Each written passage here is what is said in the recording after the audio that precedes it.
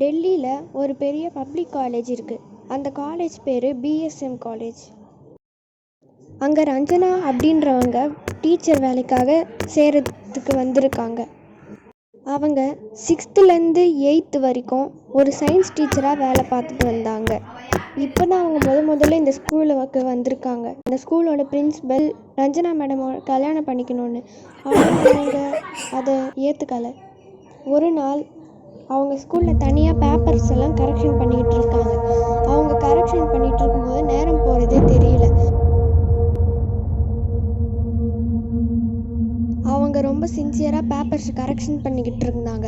அப்போ கரெக்டாக மணி 11 மணி ஆச்சு.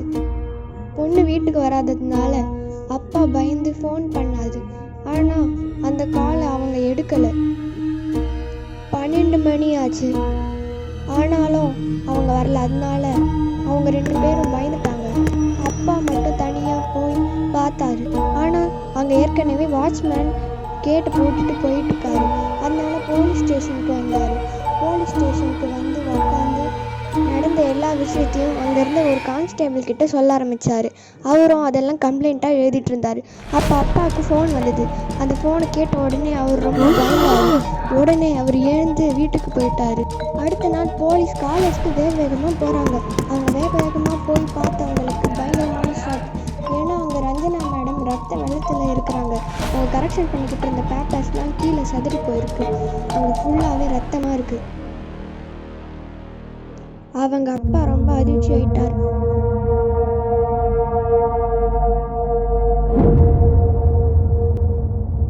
அப்போ எல்லாருமே சிசிடிவி ஃபுட்டேஜ் செக் பண்ணி பார்க்கலான்னு பார்க்குறாங்க.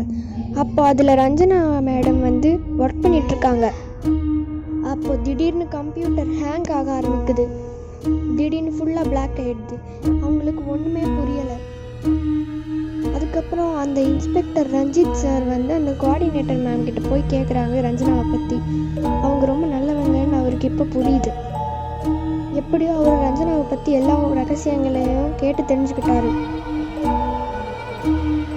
அப்புறம் அந்த போலீஸ் எல்லாருமே காலேஜ்க்கு வெளியில் வந்து நின்றுட்டு இருந்து பேசிகிட்டு இருக்காங்க. அப்போது சுற்றி முற்றி பார்க்குறாரு. அப்போ ஒரு கடை பக்கத்தில் பாட்டு பெருகிட்டு இருக்காங்க. அங்கே போய் அவர் டீ குடித்து அந்த பாட்டுக்கிட்ட நல்லா பேசிகிட்டு இருக்காரு.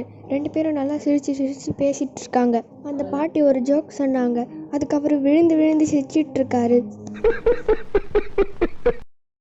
அப்படியே அவர் அமைதியாக ரஞ்சனா மேடமோட கேஸ் பற்றி யோசிக்க ஆரம்பிக்கிறாரு.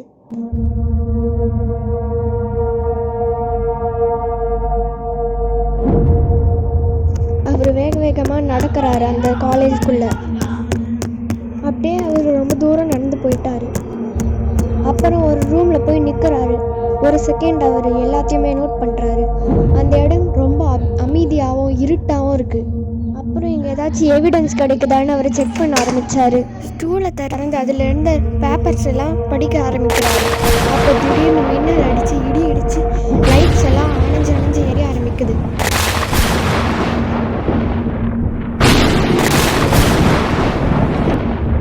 உடனே அவர் அங்கேருந்து வேகமாக போய் ஒரு கபோர்டை திறக்கிறாரு. அப்போ அங்கே இருந்த லைட் அவர் அங்கே யாராச்சும் இருக்காரான்னு பார்க்குறாரு. அங்கே இருந்த டாக்குமெண்ட்ஸை படித்து பார்த்துட்டு போயிட்டுருக்காரு. அவர் கதவு திறக்கிறாரு. ஆனால் அது திறக்கவே மாட்டேங்குது. அவருக்கு லைட்டாக பயம் வர ஆரம்பிக்குது. திடீர்னு அவர் பின்னால் திரும்பி பார்க்குறாரு. ரஞ்சனா மேடம் உக்காந்துக்கிட்டு இருக்காங்க. ஆனால் அது அவங்க இல்லை, அவங்களோட ஆவி.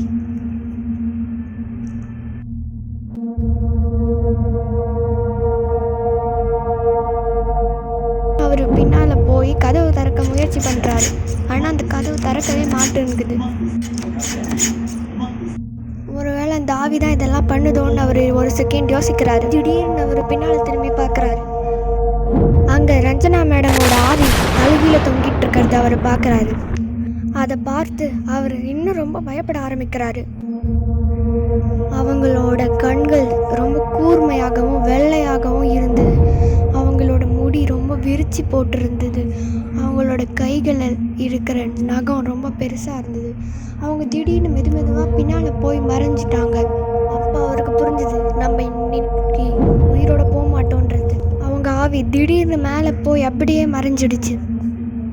அவர் கொஞ்சம் வேகமாக அந்த இடத்துக்கு நடந்து போய் அந்த இடத்த உத்து பார்க்குறாரு. அவர் அங்கே கீழே எடுத்து துப்பாக்கி கையில் எடுக்கிறாரு. அதை எடுத்து கிட்ட போய் ஷூட் பண்ணிடுறாரு. அங்கே ஒரு சூனிய பொம்மையும் அது கீழே ரஞ்சனா மேடம் ஃபோட்டோவும் இருந்தது. இதை பார்த்து அவர் ரொம்ப ஷாக் ஆயிட்டாரு. அங்கே நிறைய எலும்பு துண்டுகள் இருந்தது. அந்த பொம்மையோட கழுத்தில் கயிறால் கட்டப்பட்டிருந்தது. இதெல்லாம் பார்க்குறாரு. மெயினாக அந்த ரஞ்சனா மேடமோட ஃபோட்டோவை அவர் நோட்டீஸ் பண்ணுறாரு. இப்போ அவர் ரொம்ப இதை பற்றி ஆழ்ந்த சிந்தனைக்கு போயிட்டாரு. அப்போ திடீர்னு அங்கே வாட்ச்மேன் வராரு. அவர்கிட்ட இவர் ரொம்ப நேரமாக பேசிக்கிட்டு இருந்தார். 2 பேரும் ஒருத்தர் கண்ணையும் மூஞ்சையும் பார்த்துக்கிட்டு இருக்காங்க. அப்போ திடீர்னு ரஞ்சித் சாருக்கு ஒரு ஃபோன் வருது. அந்த ஃபோனில் எல்லா விஷயத்தையும் கேட்டு தெரிஞ்சுக்கிறாரு. அதாவது ஃபஸ்ட்டு அந்த ஸ்கூலோட பிரின்சிபல் அவர் ஒரு புக்கு எடுத்து பாடம் நடத்திக்கிட்டு இருக்காரு.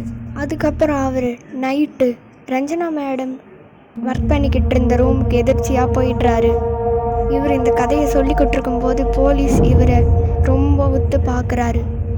முதல்ல அவர் ரஞ்சனா மேடம் கிட்ட தப்பாக நடந்துக்க முயற்சி பண்ணுறாங்க.